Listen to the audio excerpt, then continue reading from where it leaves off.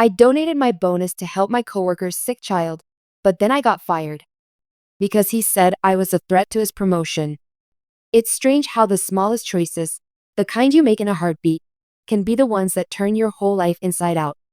I wasn't born into power, or money, or even opportunity.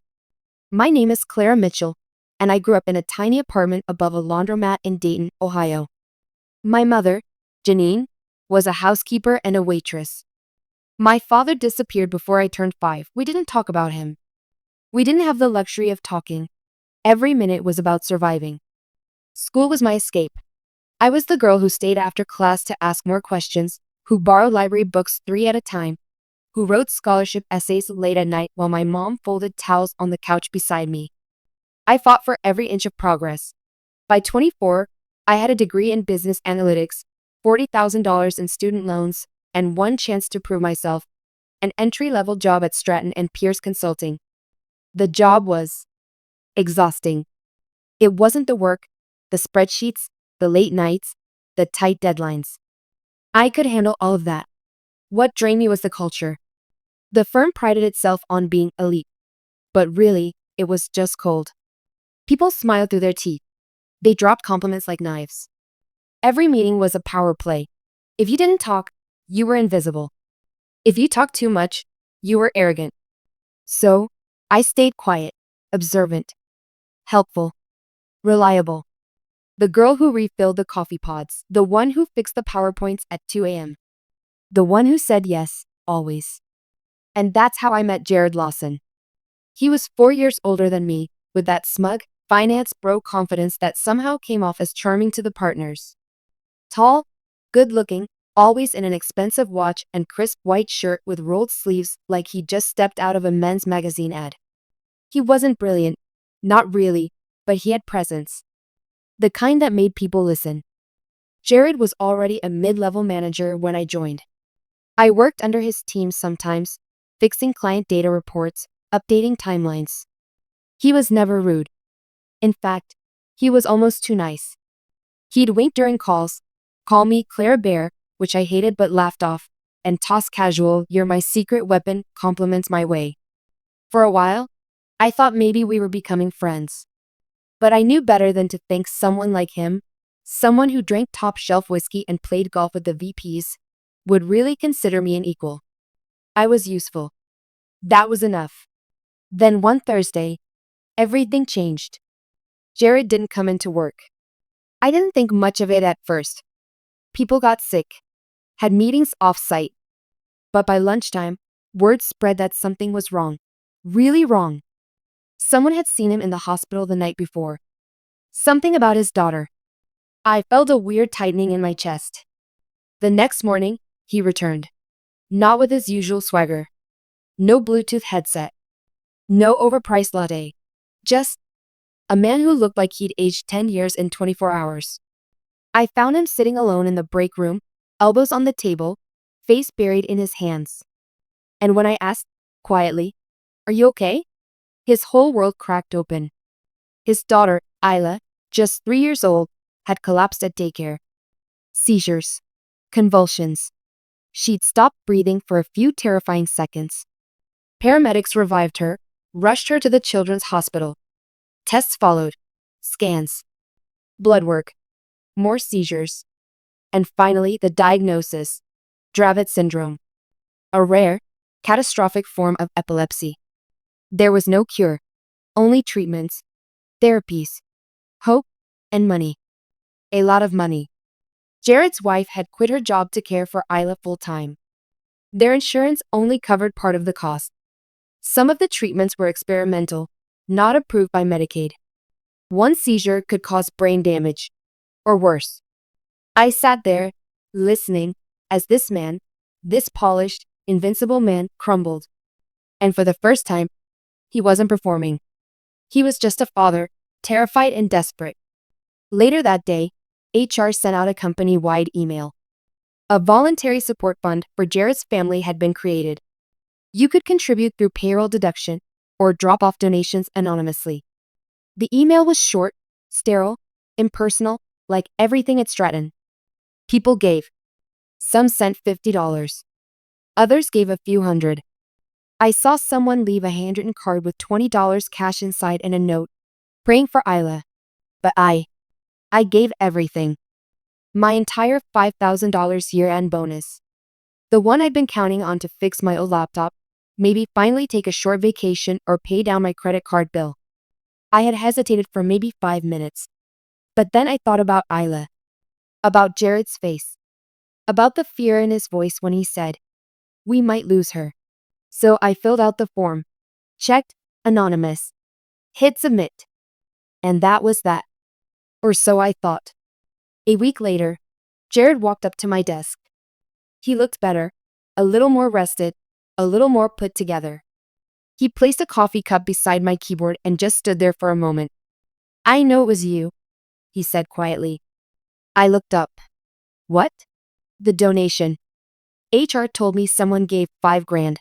That wasn't a manager. It wasn't one of the partners. You're the only person I know with that kind of heart." I tried to brush it off, to play dumb, but he just nodded. "Thank you, Clara. Seriously. I don't know how to ever repay you. You saved my daughter's life." He said it like a promise. And for a while, it felt like one. After that, things changed. Subtly, at first. He included me in strategy calls. Asked for my opinion in front of others. Brought me in on 2 major client pitches, something unheard of at my level. People started noticing. My work. My ideas. Even Richard, our team director, started complimenting me in meetings. And Jared? He became my biggest cheerleader. "You're going places," he'd say, grinning. "Stick with me." I believed him. God help me, I believed him. But what I didn't see coming, what I was too blind, or maybe too naive to notice, was that my rise made him nervous. Because in places like Stratton and Pierce, there's only so much air at the top. And once someone you underestimated starts rising, they become a threat. Even if they once saved your child's life. I should have noticed the shift sooner. Looking back, there were signs. Small ones. Like how Jared stopped looping me into certain client email chains. Or how he began presenting decks we'd built together without even mentioning my name. At first, I chalked it up to oversight. He was stressed, juggling work and Isla's treatments. I kept telling myself, don't take it personally. But it was personal. A month after I gave him my bonus, I was nominated for the firm's annual Emerging Leader program, a huge deal for someone at my level. Only 3 employees out of nearly 100 got picked each year. It came with a salary bump, executive mentoring, and first dibs on high-profile clients. I was stunned when I got the email. And even more stunned when Jared barely reacted. "No congratulations. No, you deserve this." He just blinked, then smiled thinly and said, "Wow. That's surprising." That word stuck with me. Surprising. Not impressive. Not earned. Just unexpected, like I'd broken some invisible rule by daring to rise. Still, I stayed grateful. Humble. Loyal. The more Jared pulled away, the harder I worked to prove I wasn't competition, just a good team player. But the higher I climbed, the colder it got. Things got worse when I landed a lead analyst role for Givenstack, one of our most lucrative clients. The pitch had been Jared's baby for months, but it was my proposal that sealed the deal. My research, my forecast models, my insights. I wasn't trying to take a spotlight. I was just doing what I was trained to do, excel. After that, the whisper started. Small things at first. A partner once asked, "Did you hear Clara's been a little overzealous lately?" Someone else commented that I was ambitious, maybe too much so. I didn't understand where it was coming from. I kept my head down. I was respectful, focused. I didn't brag. I didn't gossip. I never threw anyone under the bus. But someone was throwing me under it. Then came the day that changed everything. I had just returned from presenting a quarterly report to Givenstack's CFO, a report Jared had originally planned to deliver, but bailed on last minute due to a family emergency. I'd stayed up for 2 nights perfecting every slide, every number. The CFO emailed our senior partners afterward, praising the presentation, calling it the most actionable report we've received all year. I was glowing, floating, until I walked past the glass conference room and saw Jared inside, talking to Richard, our director. The blinds were partially drawn, but not fully. I wasn't trying to eavesdrop. I swear I wasn't. But when I heard my name, I stopped. "She's not a team player anymore," Jared was saying. His voice was low, tight. Richard sounded skeptical. "She's performing. Clients love her." Jared sighed. "I'm not saying she isn't capable. I'm saying she's positioning herself, undermining leadership, taking credit for work others started." Work others started. Like his work. My stomach dropped. "She's aiming for my role," he added. "I don't want to throw anyone under the bus, but I've seen her going around me to upper management. Given Steck?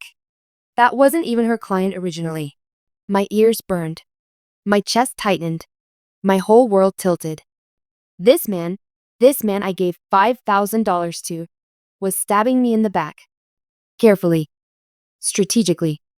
Like a surgeon. And the worst part? He sounded convincing. A few days later, I got pulled into a surprise performance review. Richard was there. So was someone from HR. They said there had been concerns. That some colleagues had reported I was assertive to the point of disrespect, that I had taken independent liberties on client communications without proper chain of command. They used vague words like tone and attitude. Words designed to trap you. I sat there, stunned, trying to defend myself without sounding defensive. Trying to explain that I'd been asked to lead Given Steck's project. That I'd always CC'd Jared. That I'd never broken protocol. They nodded, took notes, smiled. Then, they put me on a 60-day probationary performance plan. The humiliation was unbearable. Suddenly, people at work were watching me. Closely. Every email I sent was scrutinized. Every conversation second-guessed. Jared, meanwhile, smiled at me in the hallways. Asked about my weekend. Even offered to help coach me through the probation if I wanted. It was gaslighting at its most twisted. I cried on the bus ride home. Every night. For weeks. I told myself, don't quit. Don't let them win. I doubled down. Arrived early. Stayed late. Made no waves. No complaints. But it didn't matter. Exactly 41 days into my probation, I was called into HR again. They said my performance hadn't sufficiently improved, and that, regrettably, my employment was being terminated effective immediately. No severance. No references. Just a cold walk out of the building I'd given everything to. And Jared? He didn't even look at me. Didn't say goodbye. Didn't thank me. I later found out, from a friend in admin, that Jared had been quietly nominated for a senior executive track just a week after I was fired. Apparently, my removal had sealed his reputation as a strong leader who handled team conflict with maturity. And Isla? Well, she got better. New treatment worked. Jared's LinkedIn was soon flooded with happy family photos. A vacation to Aruba. A new BMW. He even posted an article titled, "How Adversity Made Me a Better Manager." I sat in my studio apartment, lights off, rent overdue, wondering how I ever thought that kindness mattered. But he forgot something. I grew up watching my mother clean strangers' houses while they threw away food in front of her. I know what it means to survive on nothing. And now I had nothing left to lose. I didn't leave the apartment for 3 days after I got fired. I laid there, blinds drawn, food untouched, phone silenced, watching the light crawl across the ceiling and then disappear. Again. And again. Something inside me had cracked. Not because I lost my job, jobs come and go. Not because I was broke, I'd been broke before. No, what broke me was that I had believed in him. Believed in goodness. Believed that if I sacrificed for someone else, the universe would protect me, reward me. But the universe did nothing. And Jared? He won. He smiled. He posted inspirational quotes. Empathy is the strongest leadership trait. Your pain is preparing you for your purpose. He even had the audacity to tag me in a post thanking mentors and colleagues who pushed him to grow. That's when it hit me. He wasn't just cruel. He was calculated. He was weaponizing the very kindness I'd offered him, twisting it into the narrative that made him look noble. And the world believed him. But I didn't stay broken for long. Because something ignited inside me. Not rage. Not even hatred. Precision. I started writing. Every detail. Every message. Every late night slide I fixed. Every email I sent that he repackaged with his name on it. I downloaded a backup from my personal drive, the one where I kept all my work samples, project versions, and revision history. I'd saved them for my portfolio. Now they were evidence. But it wasn't enough to prove I was wronged. I needed to flip the script. I started reaching out, quietly, carefully, to a few old coworkers. Ones I knew weren't close to Jared. I didn't accuse him of anything. I just asked questions. And that's when the cracks began to show. A marketing coordinator confided that Jared had told HR I was struggling emotionally after donating too much money and that I might be unstable. Another said he forwarded client feedback that I had earned and presented it as his relationship building. A junior analyst revealed Jared once joked, "Clara's smart, but she doesn't know the game." That'll bite her eventually. It already had. But what Jared didn't know was that I'd started to learn the game too. I didn't want revenge just for me. I wanted justice. I wanted the truth to come out. But not in some angry email blast or emotional breakdown online. No. This needed to be surgical. I applied for work everywhere. But corporate doors don't open easily when your last reference is vague HR speak and an unexplained firing. Eventually, I took a freelance role with a small firm across town, Roth and Wells Analytics. They were lean, fast-paced, and desperate for results. They didn't care about office politics. They cared about value. And I delivered. Within 6 months, I landed them 3 mid-sized clients, 2 of which had previously been with Stratton and Pierce. The third? Givensteck. Yes, Jared's crown jewel. The one I helped win in the first place. Givensteck's CFO remembered me. When we met for coffee, she said, "I always wondered what happened to you. You just vanished." I smiled politely. Some promotions happen quietly. Some disappearances do too. She raised an eyebrow. "Let me guess, Jared?" I said nothing. But she kept talking. Apparently, Jared had been under-delivering lately. Sloppy reports. Over-promising. Pushing blame on junior analysts. She'd even seen him use old slides with my formatting still embedded in them. By the end of the meeting, I had a verbal agreement. Givensteck would not be renewing their contract with Stratton. They'd be moving everything to Roth and Wells, under my team. It was happening. The seeds of revenge were sprouting. But I wasn't done yet. 2 weeks later, I launched a personal blog. Not under my name. Not about me.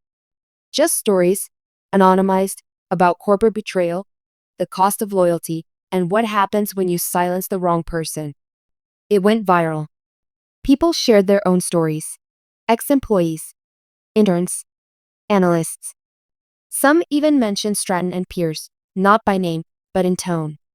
A few brave ones did name names. And slowly, the truth began to surface. But my final move. That needed to be perfect. Because while Jared had risen in the company, earned his senior exec title, and started speaking at networking events, I had gathered everything. Every slide he stole. Every report I built. Every email thread where I was erased. And I had something he didn't. The trust of the client he thought he owned. But before I used it, I reached out. I emailed him, formally, professionally. "Dear Jared, hope you and your family are well. I wanted to inform you that I've accepted the lead consultant role for Givensteck's new transition under Roth and Wells. I'm sure we'll cross paths during handover. Warm regards, Clara Mitchell." He didn't reply. But 2 days later, I saw the signs. A panic post on LinkedIn. "So grateful for my time with Givensteck. Looking forward to new opportunities." Followed by dozens of confused comments. "Wait, didn't they renew your contract? You were just named their lead last quarter." I smiled, but I still wasn't done. Because the real twist, the one he'd never see coming, was that his own boss, Richard, was next in line to be removed. And the person lobbying behind the scenes to replace him was me. They say revenge is best served cold. But mine? Mine was calculated, strategic, corporate. I wasn't out for chaos. I was out for correction, for balance, for truth to drag itself out of the shadows wearing a name badge and heels. And that truth was that Jared had used me, my work, my silence, my generosity, to build his castle. Now, I wasn't just tearing it down. I was replacing it with mine. After Givensteck officially signed with Roth and Wells, the momentum shifted like a thunderclap. We weren't just a scrappy underdog firm anymore. We were a threat. Bigger clients started looking our way. My inbox, once full of rejection letters, was now lighting up with invitations. Webinars, guest panels, white papers. Suddenly, I was the expert. And the best part? I still hadn't used the nuclear file I kept saved on my drive. I called it Project Exposure. Inside, time-stamped work files Jared had stolen. Email threads where I asked for credit and was ignored. Slack messages from coworkers who'd seen him badmouth me to management. Screenshots of LinkedIn posts where he took full credit for my Givensteck forecast model, word for word. And most damning of all, an old voicemail. From Jared. He left it during his daughter's hospital stay. His voice shaking. "Clara, I know it was you. I don't know how to thank you for the bonus. Isla might live because of you. I swear to God, I'll never forget what you did. Never." But he did forget. And now I would remind him. It was a rainy Thursday morning when I put the plan in motion. I'd scheduled a quiet lunch with one of Stratton and Pierce's senior board members, Mr. Ellery, someone far removed from daily politics, but with immense influence over promotions and company image. He thought it was just a casual reconnect. I made small talk, laughed politely. Then, I slid the drive across the table. "Off the record," I said. He raised an eyebrow, plugged it into his tablet. 10 minutes later, he looked up. Silent, his jaw clenched. "This," he said, "is extensive." I smiled. "So is the damage he caused." "And what do you want, Ms. Mitchell?" "Nothing public. No drama. Just a conversation with Richard. One-on-one. Behind closed doors. Before this goes somewhere louder." He agreed. 2 days later, I walked back into the building I'd been escorted out of 9 months ago. Same elevator. Same lobby. Different me. This time, I didn't sit on the edge of the seat in that glass office like a girl begging to keep her job. I sat back, crossed my legs, and looked Richard in the eye. He looked older than I remembered. More tired. More cautious. He started with a weak smile. "Clara, this is unexpected." I slid the drive onto his desk. "You were manipulated," I said. "And I have proof." He hesitated. "Jared's been lying," I cut in. "Since day one. You trusted him because he looks like a leader. Speaks like one. But he used this company as a ladder and stepped on anyone who helped him climb." I opened my laptop and played the voicemail. By the end of it, Richard's face had drained of all color. I could see it in his eyes. The unraveling. The realization. He'd fired the wrong person. I didn't yell. I didn't demand anything. I just said, "I want 2 things. A formal apology, in writing. A full circle offer, partner track. Quietly. No announcements until I say so." He nodded. A week later, Jared's world began to crack. It started with a memo. Leadership restructuring due to internal review. Then came the whisper campaign, that his numbers were inflated, that his portfolio was under scrutiny, that he'd misrepresented author contributions in client work. HR pulled him into meetings. Again and again. Finally, on a Tuesday morning, he disappeared. Just like I did. No farewell email. No LinkedIn update. Just gone. But this time, he was the one walked out of the building. And me? I didn't gloat. I didn't post. I just got up at 6 a.m., made my coffee, and walked into the Roth and Wells boardroom wearing a tailored navy suit and the quietest smile in the city. Because revenge doesn't always scream. Sometimes, it walks in the front door with a keycard and your old office. But still, there was one more thing. The last play. The part that made it personal. Because the very thing he tried to destroy me for, my compassion, had become my greatest strength. I took a portion of my first quarterly bonus as partner, and I wrote a check, $10,000, made out to the Dravet Syndrome Foundation, in Isla's name. I didn't tell anyone, didn't tag Jared, didn't expect thanks. But I included a note. Not all kindness is weakness. Some of it is just patient. It had been 4 months since Jared was fired. Stratton and Pierce made no public statement, no press release. Just one day, his email stopped working and his name quietly disappeared from the leadership page. Most people at the firm moved on. But I knew Jared wouldn't. People like him don't vanish, they lurk. They regroup. They wait to strike again in another form, in another building, wearing another mask. The world is full of men like Jared. But the problem with people who rise by manipulation is that they never learn how to stand on their own when the walls finally collapse. And collapse they did. Late one Friday night, as I sat in my corner office at Roth and Wells, tired but satisfied, sipping cheap wine and finalizing a pitch deck for our third Fortune 500 client, I heard the soft chime of an email. I almost ignored it. But then I saw the name. From Jared Lawson. Subject, Isla. And you. My heart stopped for a second. I opened it. Clara, I don't expect you to read this. And I definitely don't deserve a reply. But there are some things I need to say, and this is the only place I can say them. I know you probably hate me. I would too. I've spent the last few months in a spiral, not because I lost my job, though that wrecked me, but because I finally understood what I did. What I ruined. Who I hurt. You were the best person I've ever worked with. And I buried you. Because I was scared. You were better than me. Smarter. Stronger. More respected. Even when you didn't speak the loudest in the room. I knew it the day Givensec praised your work. And instead of being proud of you, instead of being grateful that you carried me through that project, I panicked. I thought if you rose, I'd fall. And I couldn't afford to fall. Not with Isla. Not with everything we were dealing with at home. That's not an excuse. It's just the truth. I used the story of your kindness to make myself look better. I manipulated leadership into thinking you were unstable. I told HR you were going around me. And then I stood back and let them destroy you. I've watched you rise since then. Roth and Wells is booming. I hear your name in boardrooms I don't even belong in anymore. You became everything I knew you would. You didn't just win, Clara. You did it with grace. And the donation?